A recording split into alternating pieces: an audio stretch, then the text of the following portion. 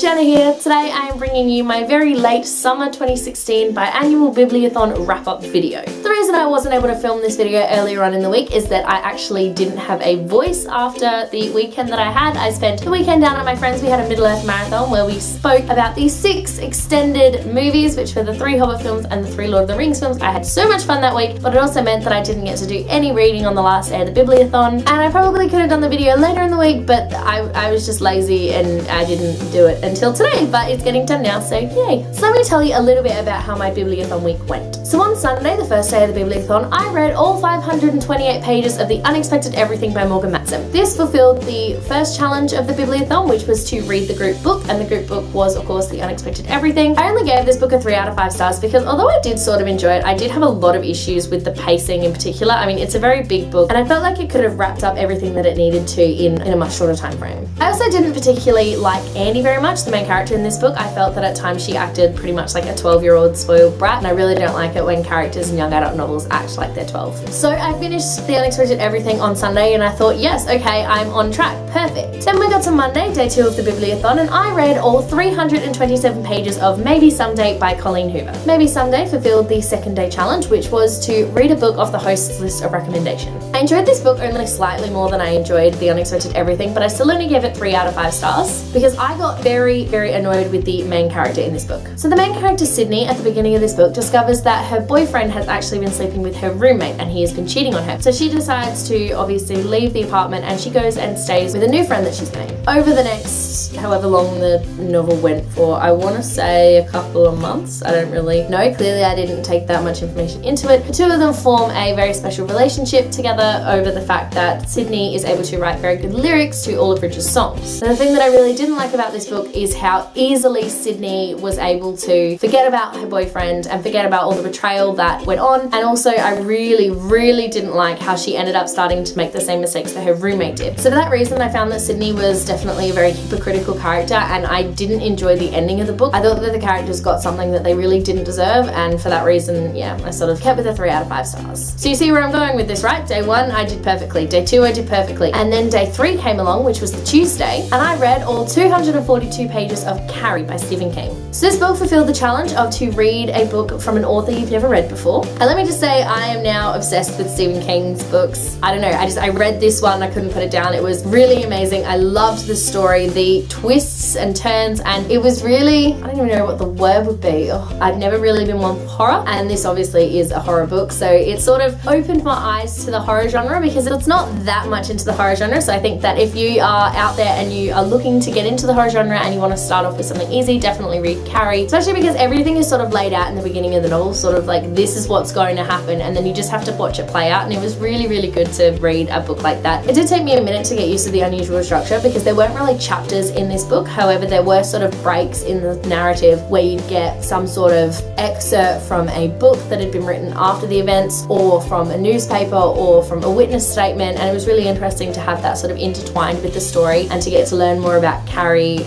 by what people were saying after everything that had happened. So for me, this book got a 4 out of 5 stars. Then we get to Wednesday, which is day 4 of the Bibliothon, and on this day I read all 96 pages of the Kindle edition of The Strange Case of Dr. Jekyll and Mr. Hyde by Robert Louis Stevenson. This one was a super easy read. Obviously it was only 96 pages, so I got through it quite quickly. I ended up giving it 4 out of 5 stars because I found that I really enjoyed the story. There was a lot of telling rather than showing that went on in this story, but considering when it was written, I think that was sort of the norm in books like that. So I did find myself sort of going, is anything going to happen? Like, when am I going to find out who Dr. Jekyll and Mr. Hyde really are? And then when I did find out, I went, oh wow, this is awesome. And now of course I am all completely caught up, ready for Once Upon a Time season 6 when it premieres in September. So I finished those 4 books and I woke up on Thursday morning ready to start Glimmerglass by Jenna Black, and I opened it and I read one word and went, I can't do this. So I didn't read anything on Thursday, which was okay, you know, so I sort of went, no, you know what, it's fine. I've got Friday, I can do this. And then I worked all day Friday, and then I had something on Friday night, so I didn't read anything on Friday. And then obviously I went to the Middle-earth Marathon on the Saturday, so I didn't read anything on Saturday either.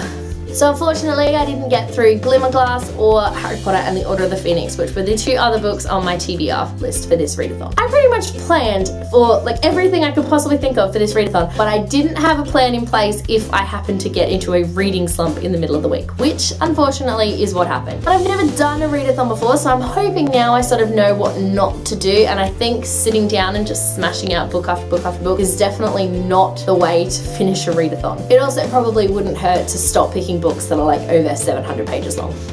So there you go. Out of the 6 books that I picked for the biannual Bibliothon, I only managed to read 4 of them, but I'm okay with that because I did enjoy the books that I read and I had so much fun participating in the Bibliothon itself. I ended up making 3 of the video challenges, all of which I will leave a link to in the description box below if you want to go and check them out. I ended up doing day 1, which was Message in a Bottle. Day 3, I think, which was the redesign a book cover, and day 7, which was the scavenger. Thanks for watching. If you like this video, be sure to give it a huge thumbs up and don't forget to subscribe to my channel so you don't miss a thing. Stay random.